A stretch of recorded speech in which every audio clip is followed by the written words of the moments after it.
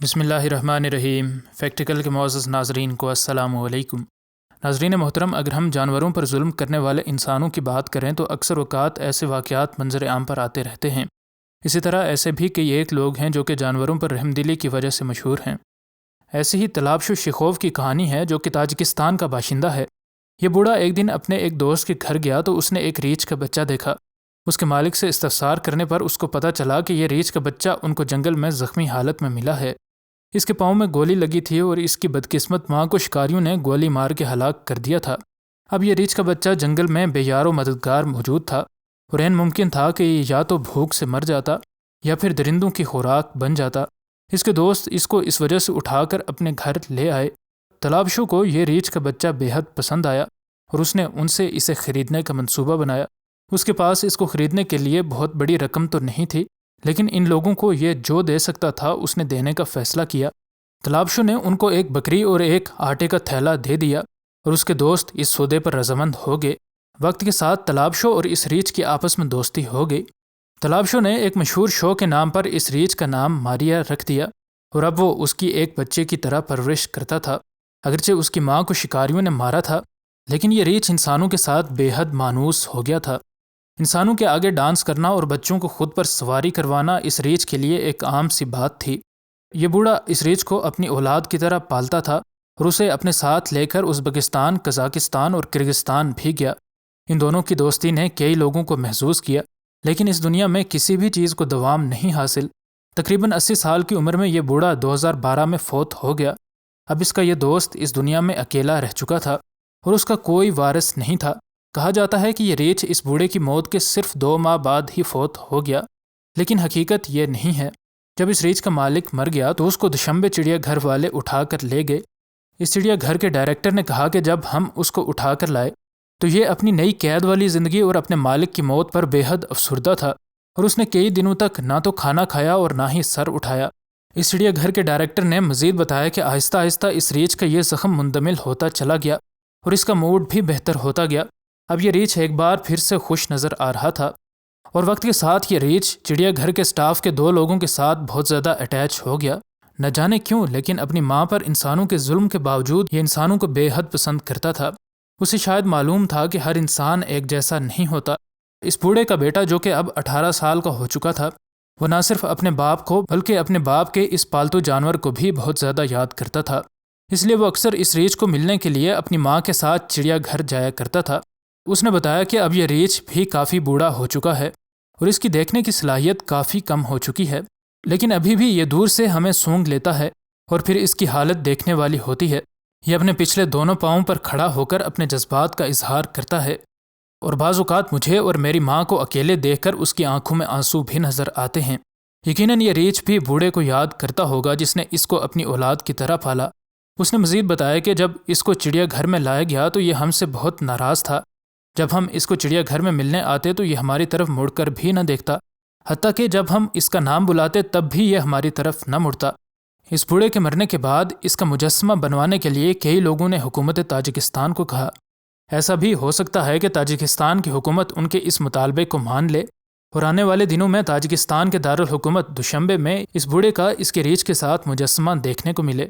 ٹھنڈ اور پھر تیز پانی کے بہاؤ کی وجہ سے مادہ ریچھوں کو اپنے بچوں کو اپنی کمر پر ڈال کر اس ٹھنڈی جھیل سے پار ہونا پڑتا ہے۔ ایسے ہی ایک دن ایک فیمیل بیئر کو اپنے بچوں کو اپنی کمر پر لاد کر اس لیک کی دوسری طرف لے کر جانا تھا۔ اس نے اپنے بچوں کو جب کمر پر لاد کر اس جھیل میں تیرنا شروع کیا تو شاید اس کے بعد اس کو ادراک ہوا کہ پانی معمول سے کچھ زیادہ ہی ٹھنڈا ہے اور پانی کا بہاؤ بھی زیادہ ہے۔ اس نے اپنے بچوں کو پار پہنچانے کی ہر ممکن کوشش کی، لیکن ٹھنڈ میں اس کا جسم منجمد ہو رہا تھا، جس وجہ سے اپنے بچوں کے وزن کے ساتھ تیرنا موت کو دعوت دینے کے برابر تھا۔ اس کے بچے تیز پانی کی لہروں کی نظر ہو گئے۔ اب مادہ ریچھ کے پاس ان کو بچانے کا کوئی ممکن راستہ نہ تھا، چنانچہ وہ تیر کر خود دوسرے کنارے پہنچ گئی اور کسی معجزے کا انتظار کرنے لگی۔ اتفاق سے وہاں پر مچھیروں کی ایک کشتی موجود تھی جن نے یہ سارا واقعہ اپنے موبائل کیمرے میں ریکارڈ کیا۔ ان نے اس مادہ ریچھ کو دیکھا تو انہیں یوں لگا کہ وہ اپنی بے بسی پر پریشان ہو اور ان سے منت کر رہی ہو کہ وہ کسی طرح اس کے بچوں کو بچا لیں۔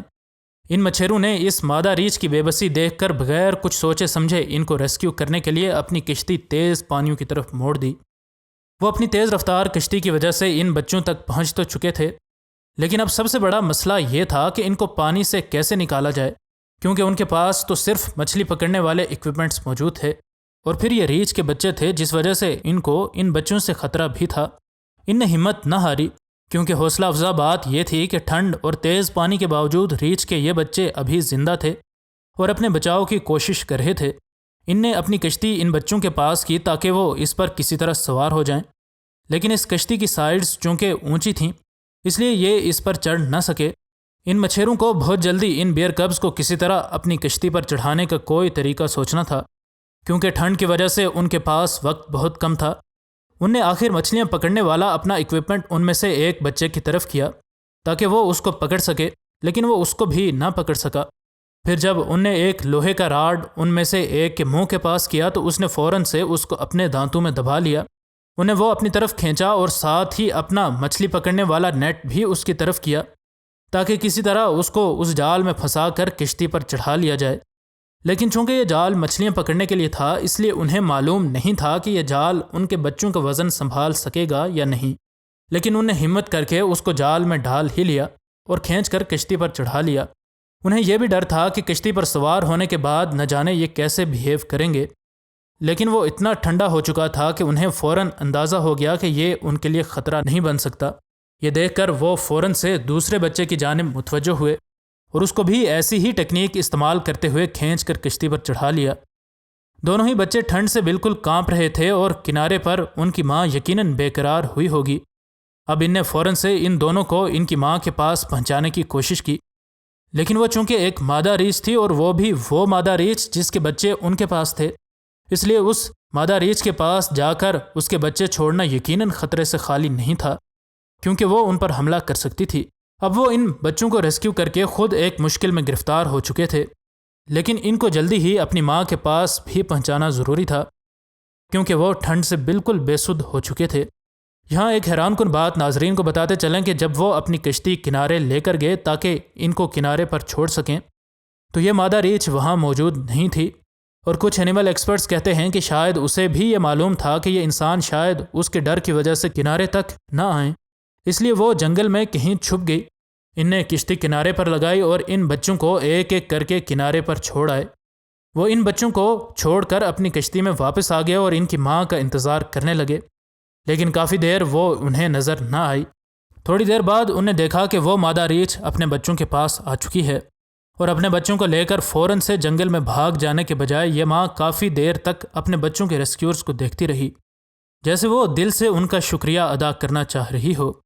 یہاں ایک ماں کے جذبات کی داد دینی تو بنتی ہے، لیکن ان مچھیروں کی محنت اور دلیری بھی خراج تحسین ہے، کیونکہ کوئی گارنٹی نہیں تھی کہ وہ ان بچوں کو بچاتے ہوئے خود زخمی نہیں ہوں گے یا پھر ان کی ماں کے حملے کی زد میں نہیں آئیں گے، لیکن پھر بھی ان نے اپنی سیفٹی کو بالائے طاق رکھتے ہوئے ان بیئر کبز کو ریسکیو کر لیا، جو کہ اس بات کا واضح ثبوت ہے کہ آج بھی درد دل رکھنے والے انسان اس کرۂ ارض پر موجود ہیں۔ مزید نئی ویڈیوز کے لیے ہمارے چینل کو سبسکرائب کر لیں۔ ملتے ہیں اگلی ویڈیو میں، فی امان اللہ۔